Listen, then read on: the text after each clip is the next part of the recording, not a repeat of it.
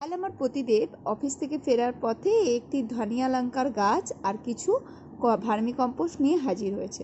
এখন নতুন নতুন গাছের যত্ন শিখছে, তো তাই ভীষণ ইন্টারেস্ট রয়েছে তার মধ্যে।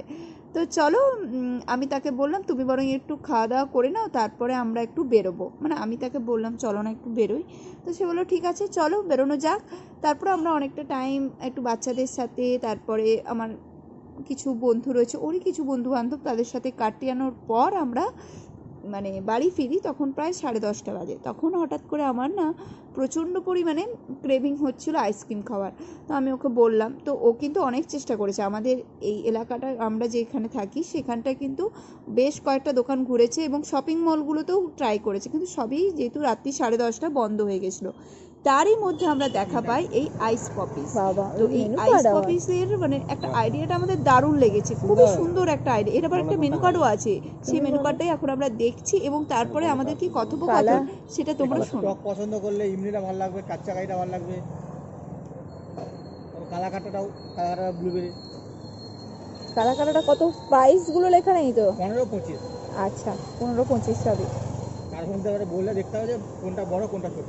আচ্ছা, ম্যাঙ্গো, এই ম্যাঙ্গো, আমি একটা ম্যাঙ্গো নিই, তুমি একটা জেস্টি লেমন না কি আছে? না, লেমনটা নেই, নেবলটা নেই। আচ্ছা তাহলে ম্যাঙ্গোটা কিন্তু বড় হবে। হ্যাঁ আচ্ছা হোক না।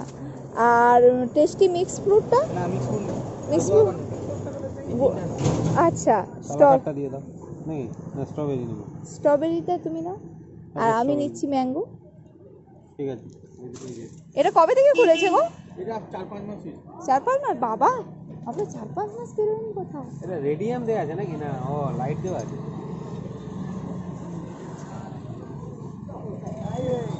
কেটে দেবো। হ্যাঁ, কাঁচা আম এই পাকা আম দেবো তো? না, কাঁচা আম দেবো? না না, পাকা আমি দাও। দুপুরবেলা হলে কাঁচা আমটা ভালো লাগে, এই রাত্রেবেলা।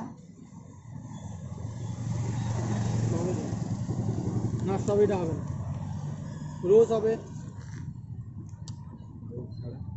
কালাকাটটা যেটা আছে। হ্যাঁ, কালাকাটটা, ইমলি।